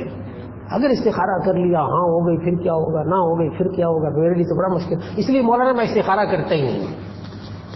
آخرکار لوگوں کے منہ سے یہ جملہ نکلتا ہے, ہم استخارہ کرتے ہی نہیں جی. حالانکہ استخارہ نہ کرنا یہ ابن آدم کی بدبختی ہے جی. جی جی ہاں ستارہ ملانا, تشریف رکھیے. اصل میں یہ جو ستارہ ملانا ہوتا ہے نا, یہ ہوتا ہے اسٹرانومسٹ, ذائقے بنانے والے, ستارے بنانے والے. یہ بہت بڑا علم ہے, بہت بڑا فن ہے. یہ برج آپ کا کیا ہوتا ہے, فلاں تاریخ سے فلاں تک ہو تو یہ برج ہوتا ہے. جیسا میرا جو ہے نا برج قوس ہے, 11 دسمبر کو پیدا ہوا تو میرا برج قوس ہے. اب قوس ہے ایک برج, پھر یہ برج فلاں وقت میں اس کے یہ کیفیت ہوتی ہے, اس کی وہ کیفیت ہوتی ہے, یہ یوں ہوگا فلاں ہوگا, اس کا ہفتہ کیسے گزرے گا, مہینہ کیسے گزرے گا, سال کیسے گزرے گا. اس میں بڑی بڑی کتابیں لکھی تھی, بڑے بڑے ماہر لوگ ہیں اس کے. تو میں نے ساری فضیلت بتا دی نا آپ کو. یہ بڑا فن ہے, بڑا فن ہے. یہ پامسٹری علم الید, ہاتھ کی لکیروں کا علم. کیرو نے کمال کر دیا, اتنی موٹی موٹی کتابیں لکھی کیرو نے پامسٹری کے بارے میں. یہ ذائقے, یہ سیارے, سیارہ ادھر, زہرہ ادھر گیا, عطارد ادھر گیا, مشتری ادھر گیا, اب یہ ہو گیا, فلاں ہو گیا, یہ آپ کے اوپر وقت بھاری ہے, یہ آپ کے اوپر وقت ہلکا ہے. میں نے ذائقوں سے حساب لگایا. مولانا آپ بھی حساب لگا کر بتائیں کہ میرے باپ کا نام یہ ہے اور بیوی کا نام یہ ہے اور میرا نام یہ ہے, ہمارے یہاں بیٹا ہوا ہے اس کا نام کیا رکھیں, آپ ذرا حساب کر کے ذائقوں کا ذرا بتائیں. یہ ہمارا معاشرہ. اس میں سب سے پہلی بنیادی بات کہ یہ علم رمل, علم جفر, یہ ذائچوں کا علم, یہ ستاروں اور سیاروں کا علم, یہ برجوں کا علم, یہ انسانی ذہن کی پیداوار ہے. اس کا تعلق وحی الہی کے ساتھ بالکل نہیں. بہت بنیادی بات, یہ انسانی ذہن کی پیداوار ہے, اس کا تعلق وحی الہی سے نہیں ہے. اس لیے اس پر یقین نہیں کرنا چاہیے اور جانا بھی نہیں چاہیے ایسے لوگوں کے پاس. اس لیے کہ نبی صلی اللہ علیہ وسلم نے فرمایا, من اتی عرافا لم تقبل له صلاۃ 40 صباحا, جو کوئی کسی نجومی کے پاس جاتا ہے, میری ہاتھ دیکھ کر بتا میری شادی کب ہوگی, بچے کب ہوں گے, میں کب مشکلات سے نکلوں گا, ذرا میرا حساب کر کے بتائیں ذائقوں سے. من اتی عرافا, جو شخص کسی کاہن نجومی کے پاس جاتا ہے, لم تقبل له صلاۃ 40 صباحا, اس کے 40 دن کی نماز قبول نہیں ہوتی. جس معاملے کا تعلق اللہ کے ساتھ تھا یعنی علم غیب, اس معاملے میں یہ بندے کے پاس پوچھنے کیوں گیا ہے. اس لیے ذائقوں وائقوں سے کسی سے پوچھنا نہیں چاہیے. ایک ساتھ صحابہ کہنے کے مولانا وہ اخبار میں آتا ہے کہ آپ کا ہفتہ کیسے گزرے گا, بڑے غور سے لوگ پڑھتے ہیں. اور کمال, ان کا کمال یہ ہے کہ وہ ہر بندہ جو پڑھتا ہے وہ کہتا ہے یہ میرے اوپر ہی فٹ ہوتا ہے. یہ کمال بتا رہا ہوں, آرٹ ہے, فن ہے. تو کہہ لیں کہ جی وہ ہفتہ کیسے گزرے گا, اس کے آخر میں لکھا ہوتا ہے کہ واللہ اعلم بالصواب, جو درست بات ہے وہ اللہ ہی جانتا ہے. بھائی جو درست بات ہے وہ اللہ جانتا ہے, تو آپ یہ کیا کر رہے ہیں؟ تو کہہ رہے چونکہ وہ آخر میں لکھ دیتے ہیں کہ اللہ بہتر جانتا ہے. میں نے کہا وہ آخر میں تو لکھ دیتے ہیں, لیکن پڑھنے والا تو اس پر یقین کر لیتا ہے نا. جب بندہ جائے گا, پڑھے گا, دیکھے گا تو یقین اس کے اندر پیدا ہو جائے گا. 2 باتیں درست ہو جائیں گی, 2 باتیں غلط ہو جائیں گی, چلو اس کا ایمان گیا. یہ بندہ بالکل دیکھو غیر کی بات بتا دیتا ہے, حساب کتاب کر کے بالکل ٹھیک بتاتا. جی میں نے نہیں کہا کہ ٹھیک نہیں بتاتا, تو غور کر لیں آپ بات کو اچھی طرح. میں نے کہا کمال کر دیا لوگوں نے اس فن میں, ہاتھ کی لکیریں دیکھ کر واقعی بتا دیتے ہیں. ہاں واقعی بتا دیتے. ذائچے حساب لگا کر واقعی بتا دیتے، لیکن یہ بندہ گیا نا اس کے پاس، اس کی 40 دن کی نمازیں ضائع ہو گئی. نبی صلی اللہ علیہ وسلم نے فرمایا گیا کیوں؟ یہ بندے کے پاس اس چیز کے بارے میں کہ جس بارے میں کہاں جانا چاہیے، رجوع الی اللہ، جسے اللہ سے مانگنا چاہیے. ایک صاحب نے کہا کیا سورۃ الفاتحہ ظہر اور عصر کی نماز میں پڑھنی چاہیے باجماعت نماز میں؟ تو اس کا جواب ہے کہ جی نہیں، امام صاحب چونکہ پڑھ رہے ہوتے تو حنفی مسلک رکھنے والوں کو نہیں پڑھنا چاہیے. اور اگر کسی کے بزرگ اور علماء یہ بتاتے ہوں کہ نہیں آپ پڑھا کریں، آپ کا مسلک اور ہے، تو ایسی صورت میں وہ اپنے بزرگوں کے، اپنے علماء کے کہنے کے مطابق عمل کریں. ایک صاحب کا کوئی شخص اللہ کا شکر گزار بننے کے لیے کیا کرے، اور ہر نعمت مثلا صحت ہے، مال ہے، رزق وغیرہ کا شکر کن الفاظ میں ادا کرے؟ تو اس کا جواب یہ ہے کہ شکر کے 3 طریقے ہیں. نمبر 1 دل سے شکر کرنا، نمبر 2 زبان سے شکر کرنا، نمبر 3 اپنے پورے جسم سے شکر ادا کرنا، اپنے اعضاء سے شکر ادا کرنا. 3 باتیں. دل سے شکر کیسے ادا کرنا؟ 2 طریقے اس کے. نمبر 1 احترام منعم، نمبر 2 محبت منعم. نعمت دینے والے کا احترام کرنا، نعمت دینے والے سے محبت کرنا، یعنی اللہ سے. زبان کا شکر کیا ہے؟ الحمدللہ، یہ زبان کا شکر. بندے کا شکر ادا کرنا ہو تو اس کے لیے جزاک اللہ. دل کا شکر، زبان کا شکر. پھر پورے بدن کا شکر کیا ہے؟ پورے جسم کا، کہ جو اللہ نے نعمتیں دی ہیں ان کو بیان کرے. وَمَا بِنِعْمَةِ رَبِّكَ فَحَدِّثْ، اللہ نے مجھے نعمتیں دی ہیں بیان کرے. اس میں تکبر، فخر، ریاکاری، دکھاوا نہ ہو. بیان کرے اللہ نے نعمتیں دی. یہ تھوڑے کہ ساری نعمتیں دی ہوئی ہائے ہائے ہائے ہائے میرے پاس کچھ نہیں، سب کچھ ہوتے ہوئے. یہ بیماری ناشکری. نعمتوں کو بیان کرے کہ اللہ نے مجھے نعمت الحمدللہ دی ہوئی. نمبر 2 ان نعمتوں کو استعمال کرے. نمبر 3 ان نعمتوں کو ڈھنگ سے استعمال کرے، بے ڈھنگے طریقے سے استعمال نہ کرے، اور مخلوق خدا کو نعمتوں سے فائدہ پہنچائے. یہ شکر ادا ہو گیا الحمدللہ.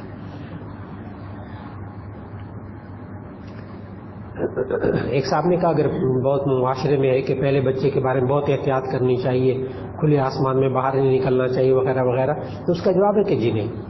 یہ تمام وسوسے اور وساوس کہ بچہ ہو رہا ہو تو ایسی صورت میں وہ چاند کے پاس سامنے بھی نہیں، رات کو بھی نہیں لے کے جاتے کہ چاند گرہن لگا ہوگا تو یہ ہو جائے گا. اس کا جواب یہ ہے کہ نہیں، اس کے بھی کوئی اثرات نہیں ہے. چاند گرہن لگنا، سورج گرہن لگنا، اس کے بچے کے اوپر اس کے اثرات نہیں ہوتے. ایک صاحب نے پوچھا شہد کی مکھی کتنے پھولوں کا رس چوس کر شہد بناتی؟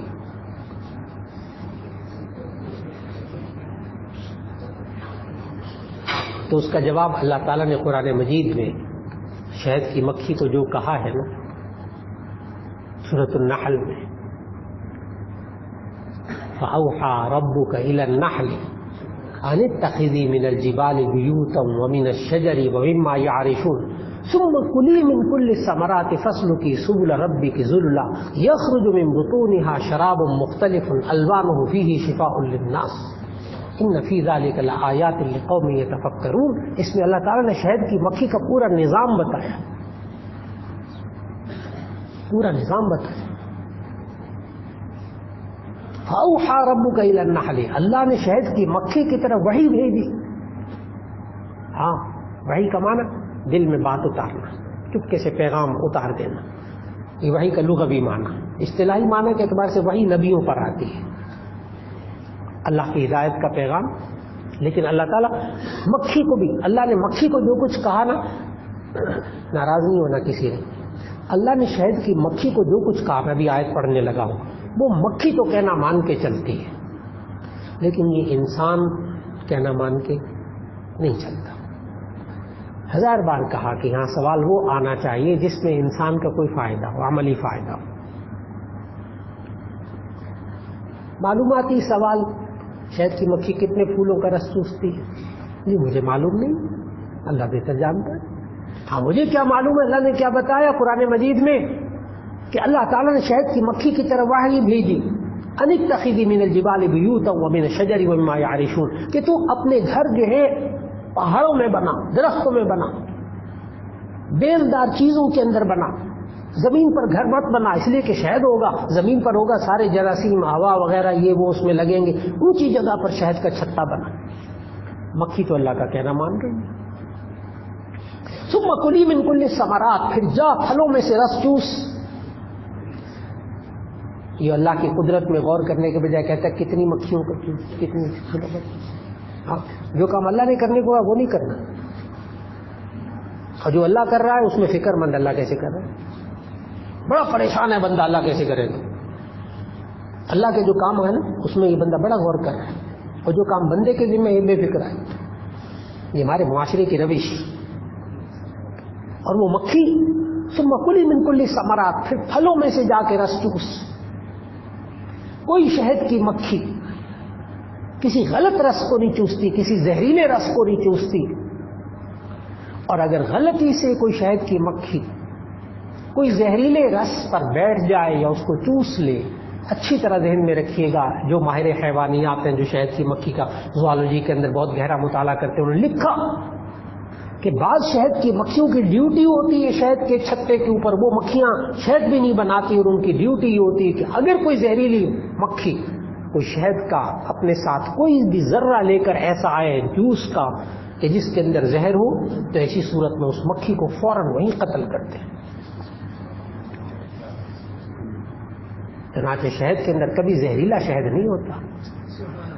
یہ اللہ نے انہیں مکھیوں کے اندر حفاظت پہ لگایا ہے. کوئی زہریلی مکھی آئے بس فوراً ختم. سوال ہی پیدا نہیں ہوتا اس چھتے کے اوپر آ کے بیٹھ سکے. اور اس میں ایک ملکہ مکھی ہوتی ہے، اس کا کلر بھی ذرا مختلف ہوتا ہے.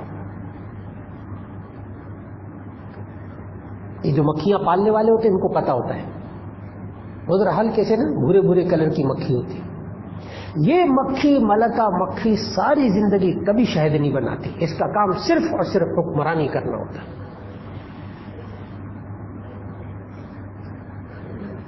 اس کا کام صرف حکمرانی کرنا ہوتا ہے. چنانچہ یہ شہد پالنے والے ہوتے ہیں نا، یہ فارمی شہد بناتے ہیں، یہ کیا کرتے ہیں، یہ یوں کرتے ہیں کہ ہاتھوں میں دستانے اپنے جسم کے اوپر سارا پہن گئے تاکہ مکھیاں نہ کاٹے. تو پھر وہ دستانہ پہن کر اس ملکہ مکھی کو اٹھا کر اس ڈبے میں سے وہ فلاں ڈبے کے اندر ملکہ مکھی کو رکھ دیتے ہیں. جو ہی وہاں رکھتے ہیں ساری مکھیاں اس چھتے کے ادھر چلی جاتی ہیں، یہ اس میں سے شہد نکال لیتے ہیں. کمال ہے. تو ایک ملکہ مکھی ہوتی ہے، ساری مکھیاں اس کا احترام کرتی ہیں. جس مکھی کی جو ڈیوٹی ہے وہ مکھی وہی کام کرے گی. ہر مکھی کی ڈیوٹی ہوتی ہے جناب. ثم کلی من کل الثمرات فاسلکی سبل ربک ذللا، پھر تو واپس چل اپنے رب کے بتائے ہوئے رستے کے مطابق. یخرج من بطونہ شراب مختلف الوانہ فیہ شفاء للناس، پھر اللہ تعالیٰ ان کے پیٹوں سے ایسی شفا والی چیز نکالتا ہے. یاد رکھ لیجیے گا، یہ جو شہد ہوتا ہے نا، یہ شہد کی مکھی کی غلاظت ہوتی ہے. شہد جو ہوتا ہے یہ شہد کی مکھی کی غلاظت ہوتی ہے. یہ وہ غلاظت اس کھانے کے اندر کرتی رہتی اس کے اندر شفا یہ شفا للناس. اگلا سوال بھی بہت عام کیا ہے انصاف. کہتے کوے کی عمر کتنی ہوتی ہے؟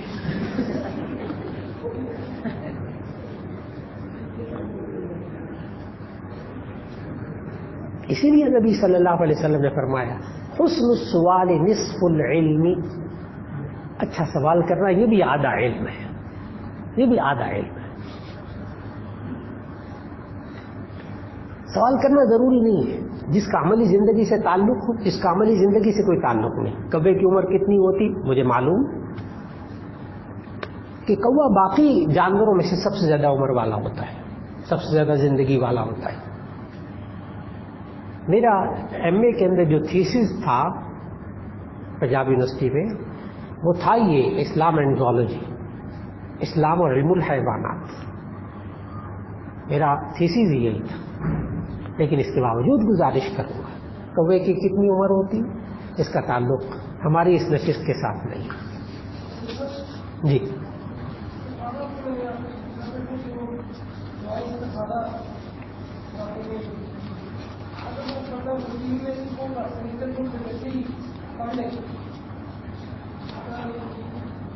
جی وہ یہ ہے کہ روٹین میں انسان ہر وقت روٹی نہیں کھاتا. میں جملہ دوبارہ بول دیتا ہوں. روٹین میں انسان ہر وقت روٹی نہیں کھاتا. کبھی پھل کھاتا ہے, کبھی چائے پیتا ہے, کبھی چاول کھا لیتا ہے, کبھی پانی پی لیتا ہے. اگرچہ روٹی کھانے کی چیز ہے لیکن ہر وقت نہیں کھاتا. اب جناب خطبہ ہو رہا ہو یا جمعے کا, ساتھ جیب میں سے نکال کر روٹی کھانے لگے. ساتھی یہی سمجھائیں گے کہ یہ وقت نہیں ہے, ہر چیز کا ایک وقت ہوتا ہے. بالکل اسی طرح ہر دعا کا ایک وقت ہے, ہر دعا کا ایک وقت ہے. وہ دعا اسی وقت میں دی جائے, اسی وقت میں پڑھی جائے. استخارے کی دعا استخارے کے وقت. اب بیت الخلاء میں داخل ہونے کی دعا ہے, اس میں اچھی بات ہی ہے, اللہم انی اعوذ بک من الخبث والخبائث, لیکن کھانا کھانے سے پہلے یہ نہیں پڑھیں گے.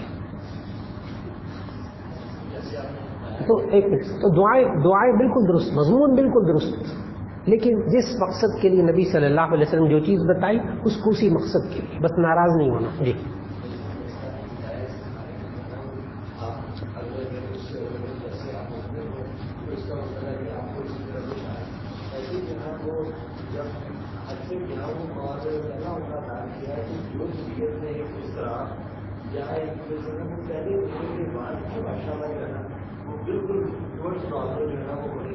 الحمد للہ.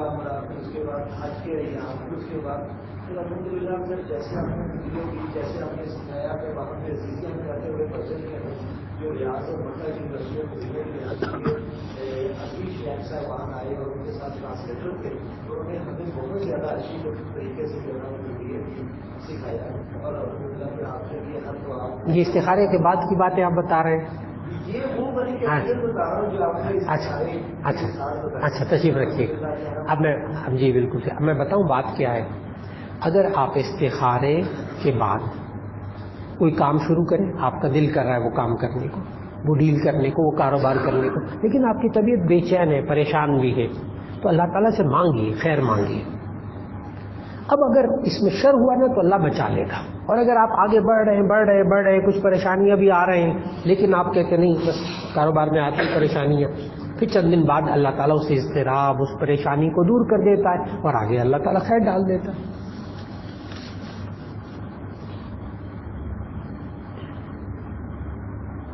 ایک صاحب نے کہا سردیوں میں, یہ توجہ سے سوال سننے والا ہے, سردیوں میں نلکے میں پانی ٹھنڈا ہوتا ہے, نہاتے وقت اگر کچھ پانی ویسے ہی بہا دیا جائے تاکہ پانی گرم نکل آئے تو کیا یہ پانی کے ضائع کرنے میں شامل ہوگا یا نہیں؟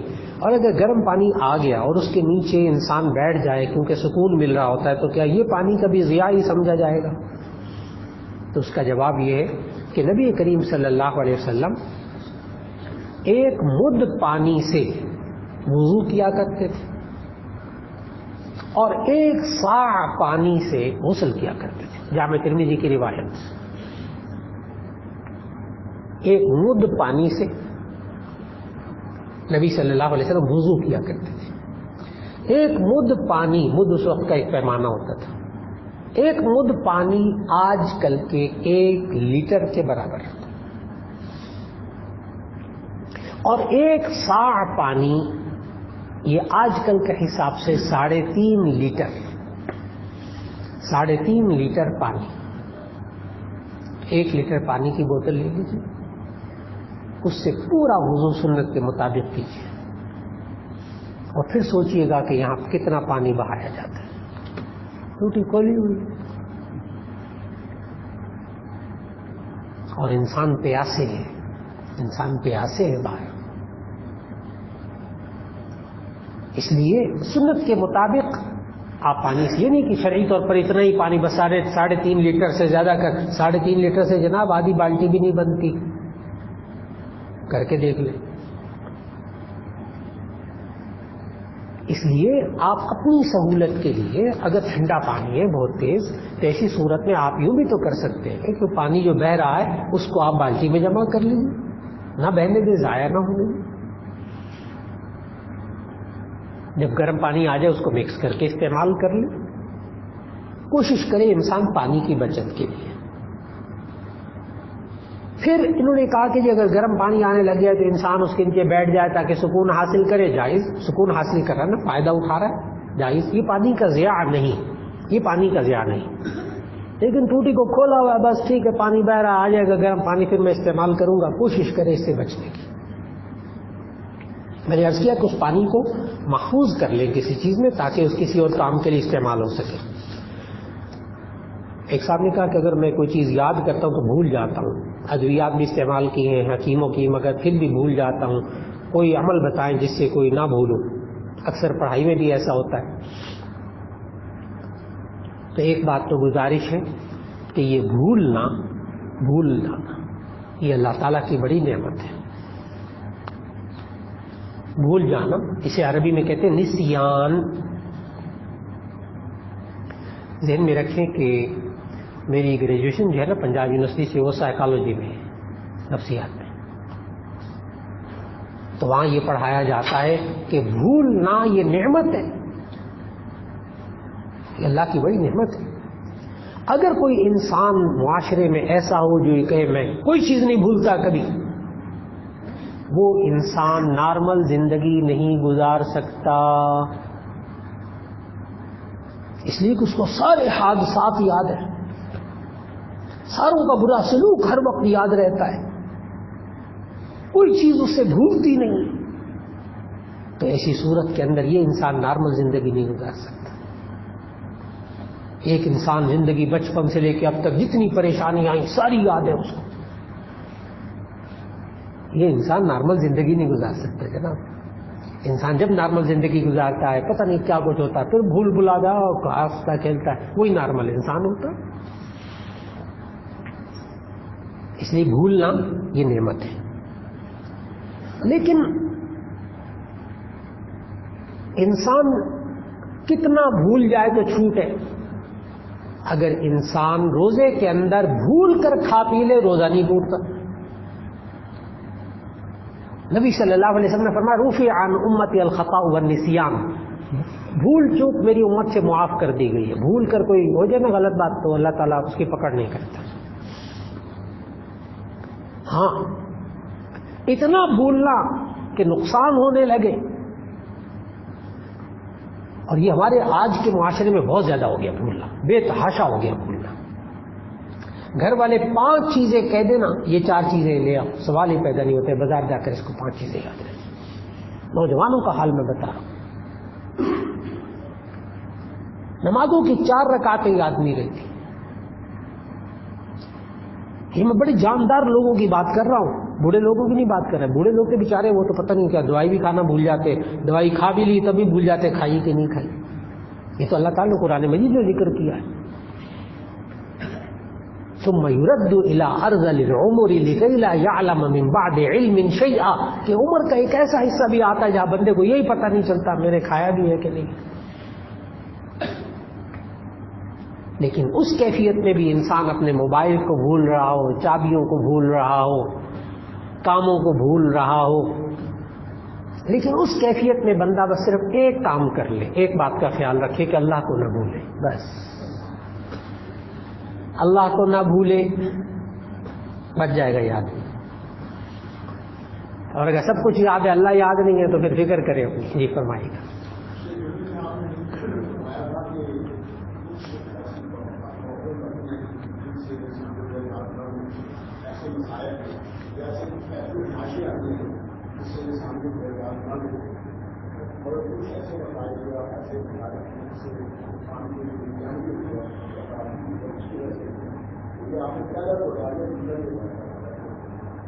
اچھا, آپ نے سوال جو کیا وہ یہ کہ آپ کے یعنی میرے خطبے کے اندر ایسا ہوا اردو میں کہ آپ نے میں نے بتایا کہ جی انسان کے اوپر اگر آزمائش آئے تو ایسی صورت میں اگر وہ گناہ کر رہا ہو اور پھر وہ آزمائش آئے تو یہ اس کے لیے مصیبت ہے, اس کو توبہ اور استغفار کرنی چاہیے.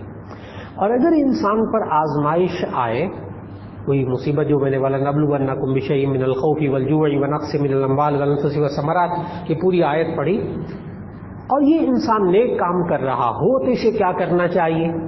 یہ سوال ہے. یہ والا پہلو چھوٹ گیا نا جی، دوسرا والا چھوٹ گیا نا. ہاں اب میں یاد کروا رہا ہوں دوسرا والا کیا میں نے بتایا تھا. وَبَشِّرِ الصَّابِرِينَ الَّذِينَ إِذَا أَصَابَتْهُم مُّصِيبَةٌ قَالُوا إِنَّا لِلَّهِ وَإِنَّا إِلَيْهِ رَاجِعُونَ.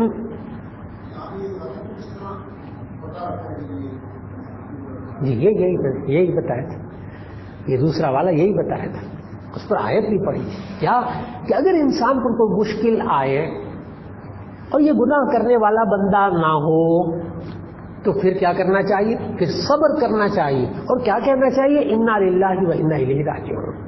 بے شک ہم اللہ کے لیے ہیں اور اللہ کی طرف لوٹ کر ہم نے جانا ہے. یعنی رجوع الی اللہ یہ اس بندے کے لیے ہے جو گناہ نہ کرتا ہو پھر بھی مصیبتوں میں مبتلا ہو. وہ کیا کرے؟ انا للہ و انا الیہ راجعون. اور جو مصیبتوں میں مبتلا ہو اور گناہ بھی کر رہا ہو اس کے توبہ اور استغفار. اب بات مکمل ہو تو الحمدللہ اس میں دونوں چیزیں مکمل ہو گئی. اچھا اب یہ بھولنے والے کے جو سوال آیا اس پہ ایک بھی کہتے میں نے حکیموں کی دوائی بھی استعمال کری پھر بھی بھول جاتا ہوں. اب اس کا طریقہ بھی ہے کہ ایک شخص نے اپنی بیوی سے کہا تو مجھے صبح 7 بجے یاد دلا دینا میں نے دوائی کھانی ہے. شوہر نے بیوی سے کہا مجھے صبح 7 بجے یاد کر دینا میں نے یہ دوائی کھانی ہے. بیوی نے کہا بہت اچھا، بس آپ مجھے صبح 7 بجے یاد کرا دیجیے گا کہ میں نے آپ کو یاد کرانا ہے کہ آپ نے دوائی کھانی ہے. یہ ہمارا معاشرہ اس کے لیے انسان بھولتا ہو اگر تو کاپی پینسل استعمال کرے، اپنے کام لکھے، اپنی مصروفیات کو لکھے، ترتیب لکھے. گھر سے کوئی سودا وودا لے جا رہا ہے، بہت بھولنے کی بیماری ہے، کوئی بات نہیں، گھر والوں کو چاہیے ایسے بندے کو لکھ کر دے دے یہ چیزیں لے آئے. اور اگر پھر بھی رہے تو ہر نماز کے بعد سر پر دایاں ہاتھ رکھ کر 11 مرتبہ یا قویو یا قویو یا قویو پڑھ لے. ہر نماز کے بعد 11 مرتبہ. کوئی طالب علم ہو جس کو ہو کہ میں بہت بھولتا ہوں یاد نہیں رہتا، سر پہ دایاں ہاتھ رکھ کر یا قویو یا قویو. ایک تو یہ بات ہو گئی. اسی طرح انہوں نے لکھا کہ پڑھائی میں ایسا ہوتا ہے تو معلوم ہوتا ہے طالب علم میں ہی اگر پڑھی ہوئی چیز یاد نہ رہے طالب علم کو تو پھر اسے کیا کرنا چاہیے؟ امام شافعی رحمۃ اللہ علیہ نے اپنے استاد وکیع ان کا نام تھا، امام شافعی نے شکایت کی تھی کہ میرا حافظہ کمزور ہے، بھول جاتے. امام شافعی سینکڑوں ہزاروں حدیثوں کا حافظ امام شافعی اپنے استاد کو شکایت کرتے ہیں. شعر ہے وہ امام شافعی رحمۃ اللہ علیہ کا. شکوت الی وکیع سوء حفظی. میں پھر بعد میں آسان کروں گا اس کو انشاءاللہ. شکوت الی وکیع سوء حفظی فاوصانی الی ترک المعاصی. کہتے میں نے اپنے استاد وکیع کو شکایت کی کہ میرا حافظہ کمزور ہے تو انہوں نے مجھے نصیحت کی کہ گناہ چھوڑ دو، گناہ چھوڑ دو. آگے کہا فَإِنَّ الْعِلْمَ نُورٌ مِّنْ إِلَٰهٍ وَنُورُ اللَّهِ لَا يُعْطَىٰ لِعَاصٍ. یہ علم اللہ کا نور ہوتا ہے، اللہ کا نور کسی گناہگار کو نہیں ملتا. اس لیے جو طالب علم ہو وہ نیٹ کا استعمال برے کاموں کے لیے ہرگز بند کر دیں. اپنے اچھے دوست بنائے، پاکیزہ دوست بنائے، پاکیزہ ماحول میں رہے، ایک دم اس کی ذہنی کیفیات بالکل بدل جائے گی، یادداشت بہت شاندار ہو جائے گی. بہت آسان سی بات. گناہوں کی زندگی سے انسان جتنا بچتا چلا جائے اس کی یادداشت بہت اچھی رہے گی، اور جتنا ہی گناہوں کی زندگی میں جائے گا اتنی یادداشت کا بیڑا غرق ہوتا جائے گا. یہ میں طالب علموں کے لیے بتا رہا ہوں. بہت عجیب بات ہوتی ہے، شروع میں بڑا ذہین ہوتا ہے لیکن پھر غلط ساتھی مل جاتے، غلط سوسائٹی مل جاتی ہے، غلط باتوں میں لگ جاتا ہے، زیرو پہ آ جاتا ہے، ڈل ہو جاتا، ختم. اس لیے گناہوں کی زندگی سے بچنا بہت ضروری ہے یادداشت کے لیے. ایک صاحب نے کہا مسلمان کے جھوٹے میں شفا ہے. معلوم نہیں کہ یہ قرآن میں ہے یا حدیث میں ہے. اگر ان دونوں میں سے کسی میں ہے تو ڈاکٹر کہتے ہیں کہ جو شوگر کا مریض ہو، کسی بیماری کا ہو، تو اس کا جھوٹا استعمال نہیں کرنا چاہیے، وہ بیماری لگ جاتی ہے. بہت عجیب سوال ہے. کہتے ہیں کیا مسلمان کے جھوٹے میں شفا ہوتی ہے؟ لوگ حدیث بھی سناتے ہیں، وہ سؤر المؤمن شفاء، کہ مومن کے جھوٹے میں شفا ہوتی ہے. یہاں تک کہ ایک دعوت میں بیٹھے ہوئے تھے تو ایک صاحب نے، کوئی مصری علماء بھی بیٹھے ہوئے تھے، جامعہ ازہر کے علماء تھے، تو کسی صاحب نے وہ کہہ دیا کہ جی سؤر المؤمن شفاء، کہ مومن کے جھوٹے میں شفا ہوتی ہے. تو وہاں ان سے فوراً گزارش کی ان صاحب سے کہ یہ حدیث نہیں ہے، یہ حدیث نہیں ہے، موضوع حدیث بھی نہیں ہے، ضعیف بھی نہیں ہے، کوئی گھڑی ہوئی بھی نہیں ہے ہی نہیں. وہ جو مصری علماء تھے نا، وہ ایک واللہ، وہ کہنے واللہ یہ حدیث نہیں. کہنے کہ میں آپ کو اس کا حوالہ دوں گا. پھر وہ بیچارہ ازہر چلا گیا، جامعہ ازہر چلا گیا، جا کے بڑی ریسرچ کی، پھر وہاں سے اس نے اطلاع دی یہ واقعی حدیث نہیں، کسی بزرگ کا قول ہوگا، اس لیے حدیث نہیں ہے کہ مومن کے جھوٹے میں شفا ہے. اس لیے عرض کر رہا ہوں کہ بسا اوقات ڈاکٹر کہتے کہ اس مریض کا جھوٹا استعمال نہیں کرنا، بیماری لگ جائے گی، تو اس کا جواب یہ کہ چھوت چھات کے نظریے سے تو ایسا نہیں. جیسے انہوں نے لکھا نا شوگر ہو تو، شوگر کا مریض ہو تو اس کا جھوٹا نہیں پینا چاہیے، غلط بات ہے، کوئی ڈاکٹر نہیں منع کرتا. شوگر کا جو مریض ہو اس کا جھوٹا پینے سے شوگر نہیں ہو جاتی. وہ چند ایک بیماریاں ہوتی ہیں جو تھوک سے پھیلتی ہیں، جیسے ٹی بی کے جراثیم تھوک سے پھیلتے ہیں، ناک سنکی، ناک تھوک، اس سے ٹی بی کی بیماری پھیلتی ہے. باقی بیماریاں نہیں پھیلتی اس طرح. ہاں اس سے بچنا چاہیے. وہ ڈاکٹروں کو کہنا تجربے پر اور مشاہدے پر مبنی ہوتا ہے. جو تجربے اور مشاہدے پر مبنی بات ہوتی ہے وہ درست ہوتی ہے، جو خیالی بات، وہمی بات ہوتی ہے وہ غلط ہوتی ہے. جیسے یہ وہم ہے کہ جو شوگر کے مریض جو ہے اس کو ہاتھ میں نہیں ملانا چاہیے، فلاں نہیں کرنا چاہیے. جی نہیں، بالکل نہیں. ایک صاحب نے کہا کہ استنجا کرنے کا مصنون طریقہ، اور استنجا کے لیے برتن و پانی والا اس کو آگے سے ڈالنا چاہیے، پیچھے سے رکھنا چاہیے استنجا کے محل کو. اس کا جواب یہ استنجا کرنے کا طریقہ بہت آسان. استنجا کا معنی ہوتا ہے نجات حاصل کرنا، پاکی حاصل کرنا، اور اس کے لیے پانی کو کسی بھی طریقے سے استعمال کیا جائے جائز ہے. اس کے لیے کوئی پیچیدگی میں نہیں رہنا چاہیے. 3 دفعہ عضو کو دھو لیجئے، بس پاک ہو گیا. نجاست کے اثر کو ختم کر دے. نجاست کا اثر 3 چیزیں: اللون والطعم والریح، رنگ، اس کی بو اور اس کا جسم. رنگ، بو اور اس کا جسم، یہ 3 چیزیں آپ پانی سے ختم کر دیں، پاک ہوگی. اس کے لیے باریکیوں میں نہ پڑے، موسیٰ علیہ السلام کے قوم کی طرح. موسیٰ علیہ السلام کی قوم نے بالکل اسی طرح سوال کیے تھے. اللہ تعالیٰ نے سورہ بقرہ میں ہے وہ سارے سوال، بڑے مزیدار سوال ہیں، بالکل اسی طرح کے ہیں. اللہ تعالیٰ نے کہا گائے ذبح کر دو، گائے ذبح کر دو. تو موسیٰ علیہ السلام کی قوم نے کہا اپنے رب سے دعا کرو، ہمیں بتائے وہ گائے کیسی ہے. اللہ تعالیٰ نے کہا نہ جوان ہو نہ بوڑھی ہو، ایسی گائے ذبح کر دو. قالوا ادع لنا ربك يبين لنا ما لونها، اپنے رب سے دعا کرو بتائے ہمیں اس کا رنگ کیسا ہو.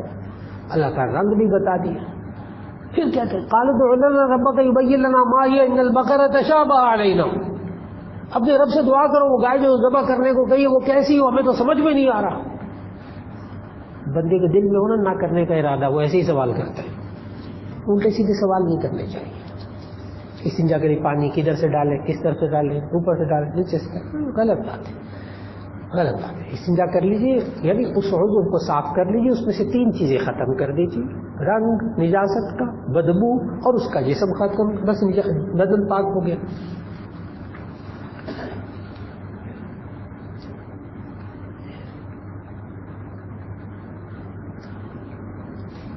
اچھا جی، ایک صاحب نے سوال کیا ہے کہ بیعت اور اصلاح کی باتیں تھی، اس کے لیے الگ سے ملاقات کر لیں. ایک صاحب نے کہا بعض لوگ صحابہ کے کسی عمل کو بدعت حسنہ کہتے، کیا ایسا کہنا جائز ہے؟ تو اس کا جواب یہ ہے حضرت عمر رضی اللہ تعالیٰ عنہ نے، جن کو اولیات عمر کہتے ہیں، اولیات عمر، حضرت عمر رضی اللہ تعالیٰ عنہ نے زندگی میں اپنے دور خلافت میں ایسے ایسے کام کیے ہیں جو پہلے کبھی نہیں کیے گئے، جو پہلے کبھی نہیں کیے گئے. مثال کے طور پر ڈاک کا نظام یہ حضرت عمر رضی اللہ تعالیٰ نے ایجاد کیا ہے، پہلے کبھی نہیں تھا. فوج کا باقاعدہ نظام، یہ اعشاری نظام آپ پڑھتے ہیں نا، بڑا کہتے ہیں کہ جی ہم نے بڑا تیر مارا فلاں مارا، اعشاری نظام یہ جو ہوتا ہے 1 روپے میں 100 پیسے فلاں، 1 گرام میں اتنے 1000 ملی گرام میں پھر اس کے اندر اتنے یوں 1000 فلاں، یہ اس کو اعشاری نظام کہتے ہیں نا. حضرت عمر رضی اللہ، غور سے سنیے گا، حضرت عمر رضی اللہ تعالیٰ نے یہ اعشاری نظام پر فوج قائم کی تھی.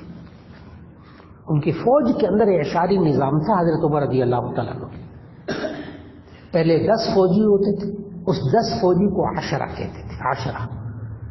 پھر ان 10 کے اوپر پھر 10 جماعتوں کے اوپر ایک نگران ہوتا تھا، پھر اس کے بعد ان 100 پر ایک نگران ہوتا تھا. اس طرح اعشاری نظام سے پوری فوج کا محکمہ سب سے پہلے تاریخ میں، انسان کی تاریخ میں سب سے پہلے حضرت عمر رضی اللہ تعالیٰ نے قائم کیا.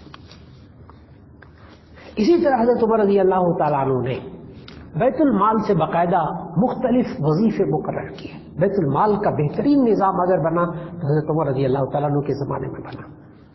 پل بنانا، فلاح کے کام کرنا، سڑکیں بنانا، سرائے بنانا، تعلیمی ادارے قائم کرنا. حضرت عمر رضی اللہ تعالیٰ عنہ کی اولیات عمر ایک لمبی فہرست ہے جو پہلے کبھی نہیں کیے گئے تھے. حضرت عمر رضی اللہ تعالیٰ عنہ کے دور میں سکہ جاری ہوا، سکہ جاری ہوا، پہلے سکہ ہی نہیں ہوتا تھا، اور طرح کی چیزیں ہوتی تھیں، اور کئی چیزیں ایجاد فرمائی. اب سوال یہ ہے انصاف کا، کیا ان کو بدعت حسنہ کہیں گے؟ تو اس کا جواب غور سے سننے والا. نبی کریم صلی اللہ علیہ وسلم نے فرمایا اصحابی کالنجوم، کہ میرے یہ صحابہ ستاروں کی مانند ہیں. فبأیہم اقتدیتم اہتدیتم، جو ان کی پیروی کرے گا وہ تم میں سے ہدایت پا جائے گا. اور پھر فرمایا وسنت الخلفاء الراشدین سنتی، خلفاء راشدین کا جو طریقہ ہے وہ میرا طریقہ ہے. لہذا خلفاء راشدین نے جتنے کام کیے، حضرت عمر رضی اللہ تعالیٰ عنہ چونکہ خلیفہ ہیں اس لیے یہ سب کام سنت میں شامل ہو گئے. اس کو آپ بدعت نہیں کہہ سکیں، بدعت نہیں کہہ سکیں. کسی صحابی نے کوئی کام کیا ہو جو اللہ اور اس کے رسول صلی اللہ علیہ وسلم کے حکم کے خلاف نہ ہو وہ بدعت نہیں ہے. بدعت حسنہ اگر کسی کتاب میں آپ کوئی لفظ مل جائے نا تو وہاں اس کا لغوی معنی مراد ہوگا. بدعت کا معنی کوئی نئی چیز ایجاد کرنا، حسنہ کا معنی اچھی. اگر کسی کتاب میں آپ کو بدعت حسنہ کا لفظ ملے تو اس سے مطلب یہ ہے اس کا لغوی معنی ایک اچھی نئی چیز ایجاد کی ہے بس، ورنہ بدعت کبھی اچھی نہیں ہوتی. کل بدعت ضلالہ حدیث ہے، ہر بدعت گمراہی ہوتی ہے. وہ کیا؟ دین کے اندر کوئی نئی بات اس طرح پیدا کرنا جس کی دین میں حیثیت نہ ہو، اس کو کہتے ہیں بدعت. بس اب میری بات مکمل ہوگی. بدعت حسنہ اگر کوئی لفظ سنے تو اس کا لغوی معنی کیا ہوگا؟ ایک نئی چیز جو اچھی پیدا کی. اچھی کا معنی ہے کہ قرآن اور سنت کے خلاف نہیں.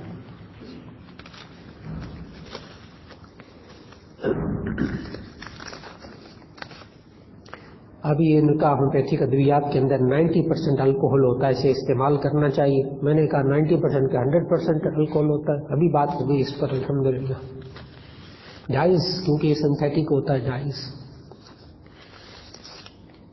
ایک صاحب نے کہا نظروں کی حفاظت نہیں ہو رہی تو کچھ عمل بتا دیں. تو اس کا جواب یہ ہے کہ آسان سا عمل ہے. نظروں کی حفاظت کرنا، غیر محرم کو دیکھنا نا، بس یہی ہے نا. تو غیر محرم جب نظر آ جائے تو اس وقت عمل یہ ہے کہ نظروں کو جھکا لیجیے. اور تو یہ نہیں ہے کہ دیکھتے بھی رہے اور پھر لاہور بھی پڑھتے رہے. نہ میرے بھائی، اگر بد نظری ہو تو پہلا عمل کیا کرنا ہے؟ نگاہوں کو جھکا لینا ہے. بس پہلا عمل تو یہ ہے.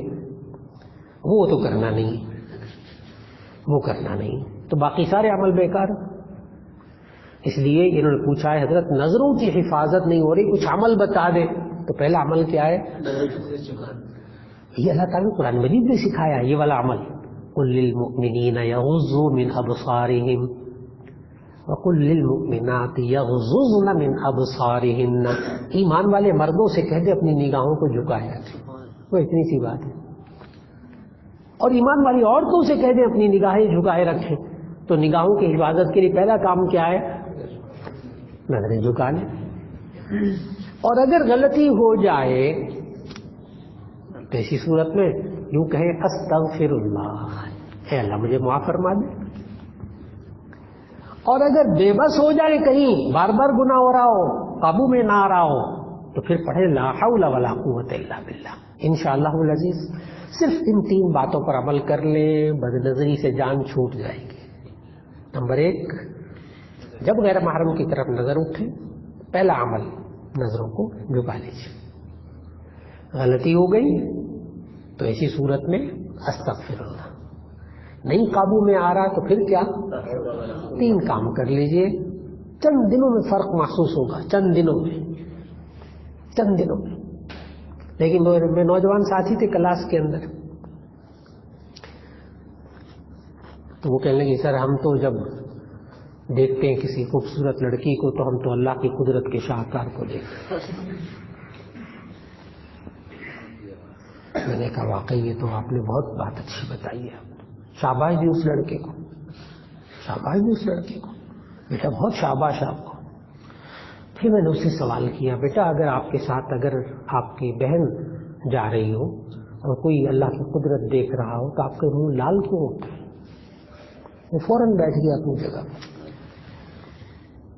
اب اللہ کی قدرت نہیں ہے.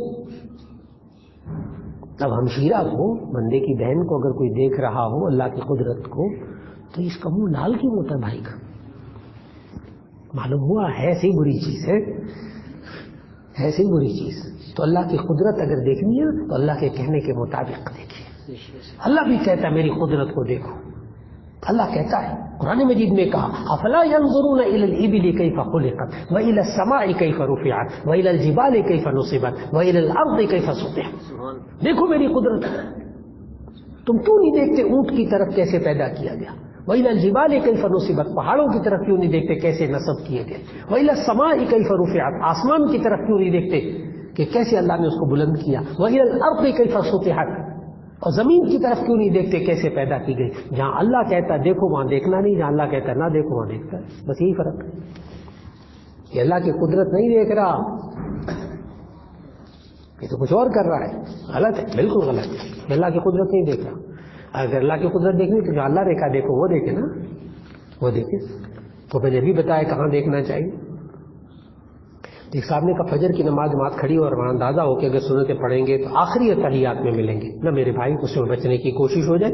اگر رکعت بھی چھوٹ رہی ہو تو بھرپور کوشش کریں کہ شامل ہونے، رکعت میں شامل ہو جائیں، رکعت میں شامل ہو جائیں اور سنتیں آپ سورج طلوع ہونے کے بعد پھر اکیلے پڑھ لیں، لیکن جماعت میں شریک ہو جائیے. اچھا جی، ایک صاحب نے ملاقات کے بارے میں پوچھا ہے، اس کا بعد میں پوچھ لیجیے. ایک صاحب نے کہا کہ گروی گھر دینا جائز ہے، اس میں سود تو نہیں ہے. تو اس کا جواب یہ گروی گھر لینا دینا یہ جائز ہے. گروی کا مطلب کیا ہوتا ہے کہ یہ میرا گھر آپ رکھ لیں اور مجھے 2 لاکھ روپیہ دے دیں، جب میں دے دوں گا آپ مجھے گھر واپس دے دیں، ٹھیک. لیکن وہ جس نے پیسے دیے نا وہ اس گھر میں نہیں رہ سکتا، بس اتنا سا مسئلہ ہے. وہ جس نے پیسے دیے نا وہ گھر میں نہیں رہ سکتا، اس گھر سے فائدہ نہیں کوئی اٹھا سکتا، وہ سود ہو جائے گا. اب سوال یہ کہ پھر کیا کرے وہ؟ یہ آپ اس کو کاغذات دے دیں نا، رجسٹری وغیرہ دے دیں، آپ رہیں اس گھر میں، کوئی یہ کاغذات گروی رکھ لو. گھر گروی رکھا ٹھیک ہے، کوئی بات نہیں، تالا لگا لو، چابی اس بندے کے پاس رہے، بند کر دو گھر کو. لیکن یہ بندہ اگر رہا اس کے اندر تو یہ سود ہو جائے گا، یہ حرام ہے. تو گروی رکھنا جائز ہے، پیسہ لینا بھی جائز ہے گروی رکھ کر. پھر قوارانہ سوال بڑے مزے آتے ہیں، اس سوالوں میں بڑے مزے آتے ہیں. اچھا جی، ایک صاحب کا جو فوت ہو جاتے ہیں کیا وہ ہمیں دیکھ رہے ہوتے ہیں یا نہیں؟ یعنی مرنے والے کی روح، ہاں اللہ دیکھ رہا ہے یا نہیں دیکھ رہا ہے اس کے بارے میں کبھی سوال نہیں آتا، اس کی کوئی فکر نہیں. وہ جو مر گیا وہ دیکھ رہا ہے کہ نہیں دیکھ رہا، اور وہ جو ہمیشہ زندہ رہنے والا ہے وہ دیکھ رہا ہے یا نہیں دیکھ رہا ہے اس کی فکر اس کی فکر نہیں. جو مر گیا وہ دیکھ رہا ہے کہ نہیں, اور جو حی و قیوم ذات ہے وہ دیکھ رہی ہے کہ نہیں, اس پر کبھی سوال کبھی نہیں آتا. یہ انسان کی غفلت ہے. ایسی باتوں میں بالکل نہیں پڑنا چاہیے کہ مرنے والا دیکھ رہا ہے یا نہیں دیکھ رہا. اچھا, یہ انسان یہ ذہن میں رکھے کہ مجھے دیکھ کون رہا ہے, اللہ دیکھ رہا ہے, اللہ دیکھ رہا ہے, اس اللہ کے کہنے کے مطابق. اور ان باتوں میں بالکل نہیں پڑنا چاہیے کہ مردے دیکھ رہے ہیں کہ نہیں دیکھ رہے, روحیں دیکھ رہی کہ نہیں دیکھ رہی, اور ہر جمعرات کو ہمارے گھر میں روح آتی کہ نہیں آتی ہے, ابا جی کے جو ان کا انتقال ہو گیا. بالکل غلط بات, غلط بات, غلط بات. السلام علیکم ورحمۃ اللہ.